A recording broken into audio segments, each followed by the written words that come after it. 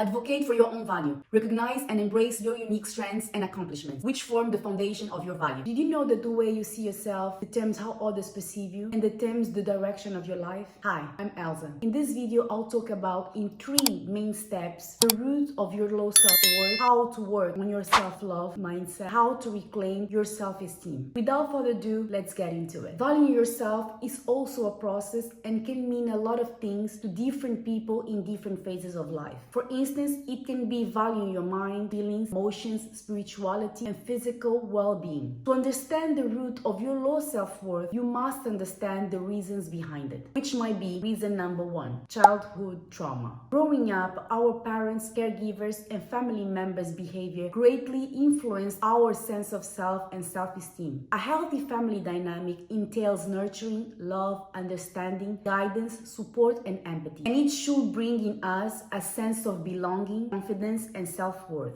Whereas the opposite, or in other words, an unhealthy or toxic family dynamic may have a negative impact in the way we see ourselves and the way we interact with the world, and even lead to lasting emotional wounds. That is because in our formative years, the relationships, environment, and events directly affect the people we become in the future, our beliefs, values, and behavior. In my opinion, that explains why mental health professionals look at the past of a person when they commit a crime to determine the motivation behind it. If you care to dive deeper and understand how our childhood impacts us in adulthood, read an article by the Rich Woman magazine, Childhood: A Window to Adult Identity, which describes this concept best. Briefly, the article encourages looking at one's childhood as a way to understand your life and personality as an adult. Reason number 2 in understanding the root of your low self-worth: past trauma. When we go through or experience trauma, we often carry a range of emotions. Traumatic experiences can change the way we process emotions and how we interact with people around us. This can look like develop compulsive behaviors and disorders such as overeating or undereating, alcoholism, depression, and anxiety, as a result of trying to cope and numb the pain. Also, relationships are greatly affected as most trauma events stem from abusive relationships and makes trust or getting close to others very difficult. I'm not a mental health professional. I'm only giving my opinion based on research and observation in my own life. Having said that, people who are raised in toxic and neglectful homes experience emotional and psychological dependency, as they were not taught to value themselves, but instead they were taught to seek their primary caregivers' approval and validation in order to feel a connection. Moving on, the reason number 3 of your low self-worth is societal expectations. In this era of social media, society expectations never had a more damaging impact in how we see ourselves in the face of highlight reels and perfectly curated Instagram feeds. Don't get me wrong, I'm all in for the aesthetics and the dream life social media provides. However, as human beings can take so much information and stimulus until it triggers our anxiety and comparison nightmare. As the old saying goes, comparison is the thief of joy. And it's not just a cliche, it's real. Comparison can really mess up your sense of self-worth, even for those who have a healthy view of themselves. This can be body size, shape, social status, marital status, age, the list goes on. Having known the root of our self-worth, moving to step 2, how to work on our self-love mindset. First, you must challenge your negative thoughts and beliefs.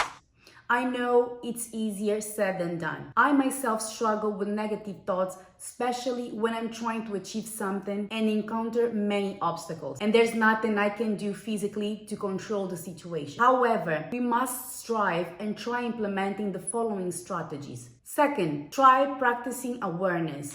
The strategy here is to become aware of your thoughts without judgment. What should you do? Keep a journal to record your negative thoughts as they arise. Reflect on the triggers and patterns of these thoughts. Simply recognizing them is the first step towards change. You must challenge those negative thoughts. The strategy here is to actively question the validity of your negative thoughts. Consider whether they are based on facts and evidence or are just assumptions. What should you do? Question yourself, like, what evidence do I have for this thought? Would I say this to a friend? Is there a more balanced perspective? Once challenged, reframe the negative thoughts. You can replace negative thoughts with positive affirmations. The strategy here is to transform the negative thoughts into positive affirmations that reflect your desired belief or outcome. What can you do? Take this as an example.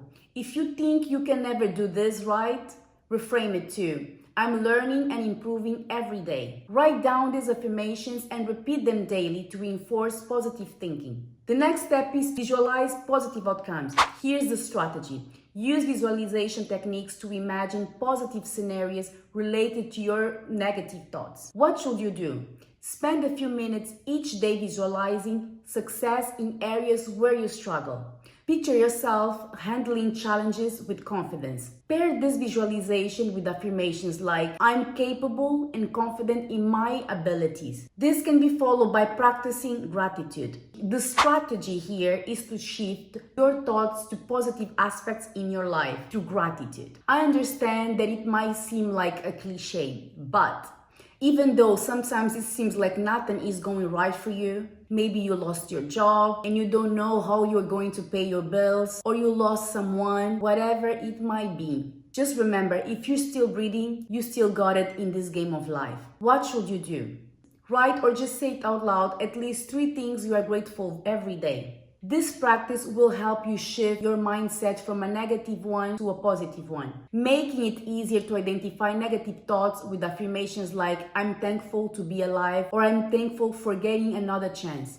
Advocate for your own value. Recognize and embrace your unique strengths and accomplishments, which form the foundation of your value. Practice articulating your needs and boundaries clearly and assertively, whether in personal relationships or in professional settings, and ensure that others understand what you bring to the table. Check with yourself and regularly engage in self-reflection and positive affirmations to boost your confidence. Don't forget to surround yourself with positivity by being around supportive people. By consistently standing for yourself and valuing your contributions, you empower others to recognize and respect your self-worth as well. Say what you mean and mean what you say. For example, if someone asks you to do something that you don't want to do it, don't do it. You don't have to explain or apologize for not wanting to do something.